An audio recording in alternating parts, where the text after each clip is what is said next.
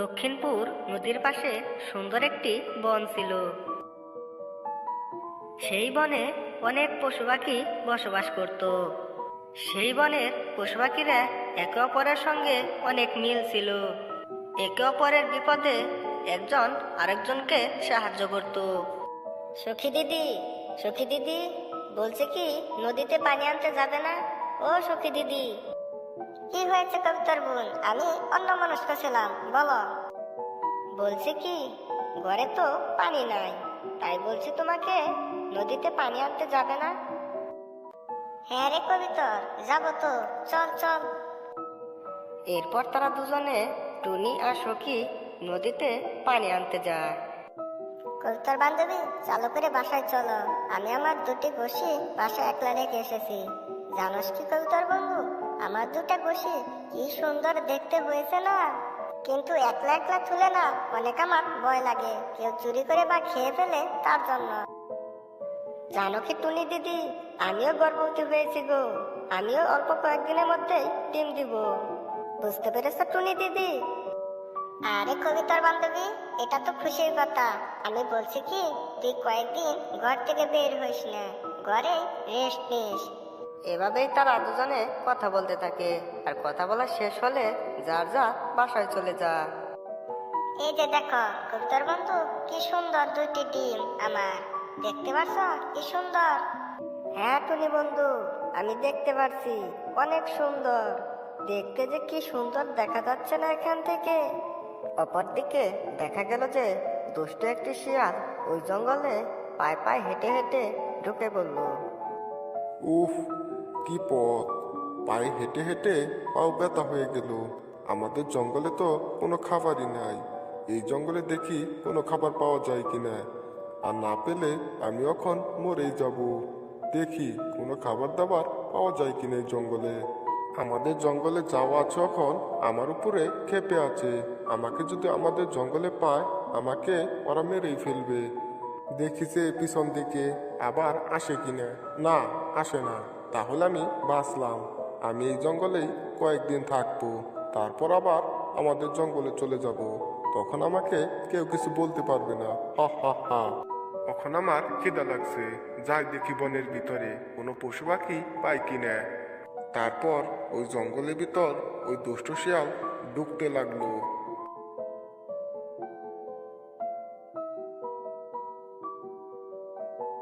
কে রে তুই? এখানে তুই রেস্ট নিতেছস? উফ, কে রে? আরে শিয়াল ভাই আপনি? শিয়ালকে ওখানে দেখে শালিক ভয় পেয়ে যায়, আর ভয় পেয়ে চুপ হয়ে যায় ওখানে। তুই আমাকে ধমকাইতাছিস? তোকে এখন আমি খেয়ে ফেলবো। আমার গাছের নিচে বসে তুই আমাকে ধমকাইতাছিস? শিয়াল ভাই, আমাকে তুমি খেও না। তুমি আমাকে যা করতে বলবে আমি তাই করব। ঠিক আছে, তোকে আমি খাবো না, কিন্তু একটি শর্তে। এই জঙ্গলে যতটি পশু পাখি আছে সবার ডিম তুই আমাকে পেড়ে দিতে হবে, তাহলে আমি তোকে খাবো না। আমি খাইলে ডিম খাবো। হা হা হা।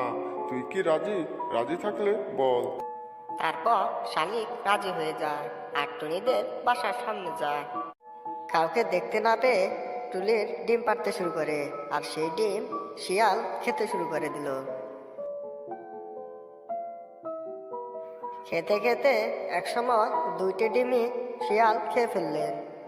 তারপর ডিম খাওয়ার পর শালিকটেও ছাড়লেন না, শালিকটেও শিয়াল খেয়ে ফেললেন। আহ, কি মজা! ডিম দুইটা আর শালিক খেলাম, কি যে পেটটা শান্তি হলো। এই জঙ্গল থেকে আমি কয়েকদিন যাব না। এই জঙ্গলে সব পশু পাখি খেয়ে তারপর আমাদের জঙ্গলে ফিরে যাব।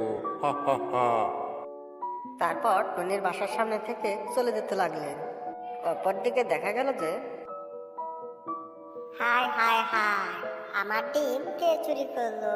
হায় হায় হায়, আমার ডিম কে চুরি করলো? এভাবেই টুনি তার ডিমের জন্য আফসোস করতে লাগলো। আর এভাবেই কেটে গেল একটি সপ্তাহ। একটি সপ্তাহ পর কবিতর দুইটি ডিম দিলেন। টুনি বন্ধু দেখো, আমিও দুইটা ডিম দিয়েছি। চলো, বাসায় তো খাবার নাই, বাহির থেকে খাবার এনে চালু করে এসে পড়তে হবে। আমাকে আবার ডিমে তা দিতে হবে। তারপর তারা বাহিরে খাবারের জন্য চলে গেলেন। আরেক দুষ্ট একটি কাক তার বাসার সামনে এলেন। আর ওখানে কাউকে না দেখে সেই দুষ্ট কাক সেই কবিতরের ডিম আস্তে আস্তে খেয়ে ফেললেন। খেয়ে কাক ওখান থেকে আবার চলে গেলেন। হায় হায়, আজ আমার ডিমও খেয়ে ফেলছে, হায় হায়। টনি ভাই, আমাদের ডিমের প্রতিশোধ নিব আমরা। তারপর কেটে গেল কয়েক মাসের পর টনি আর কবিতর আবার আগের মতো একটি করে ডিম দিলেন। শিয়াল ভাই, আপনি যদি কাককে খেয়ে ফেলেন তাহলে আমরা দুজনে আপনাকে ডিম খেলাবো আমাদের। কবিতরের কথা শুনে শিয়াল রাজি হয়ে গেল আর কাককে খেতে লাগলো। কবিতর আর একটি লোক দিলেন। শিয়ালকে বলল, ওই যে দূরে উঁচু পাহাড় থেকে লাফ দিলে আমাদেরও খেয়ে ফেলতে পারবেন।